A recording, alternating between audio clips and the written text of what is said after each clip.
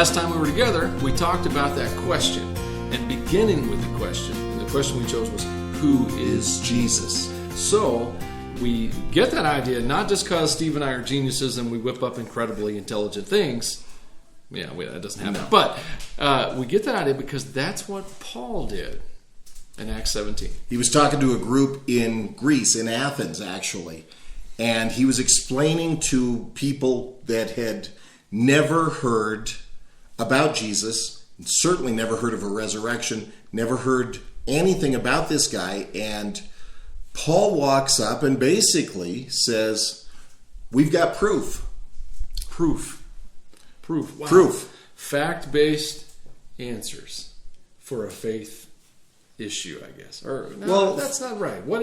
So often we wind up with these questions that will come up because life goes sideways on us, and we're asking what seem like reasonable questions, and the answers we get sometimes leave us hanging. Yeah, you should believe more, or just trust in God, or go read your Bible. Try hard. Pray more. Believe harder, right?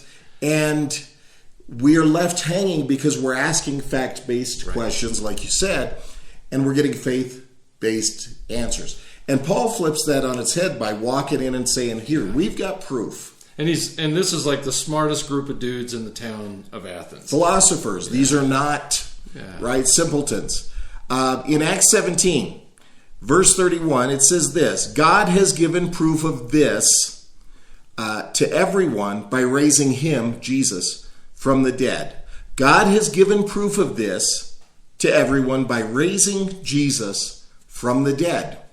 Proof. Wow. The thing is, the Christian faith isn't based on what Jesus taught. Yes, that's important, that's valuable, that's real. But the whole basis of Christian faith doesn't start there at all. It doesn't start on Jesus' teachings. It starts because Jesus did something. Yeah. He rose. He died. He died first. That seems pretty final. But it wasn't. And he rose from the dead. That's right. So when we talk about the question, who is Jesus, we're talking about a man who died and then rose again. And then in rising again, he lived again, changed the world. In fact, the reason we're talking about faith is because of that resurrection. So that is a proof. It's not just a belief or something you have to try for or pray about. It's certainly not a fairy tale. That's right. There's historical, factual evidence to support that a man named Jesus Christ was condemned, crucified, dead for 3 days, and then rose again. That's where we start with our faith. That's where we begin.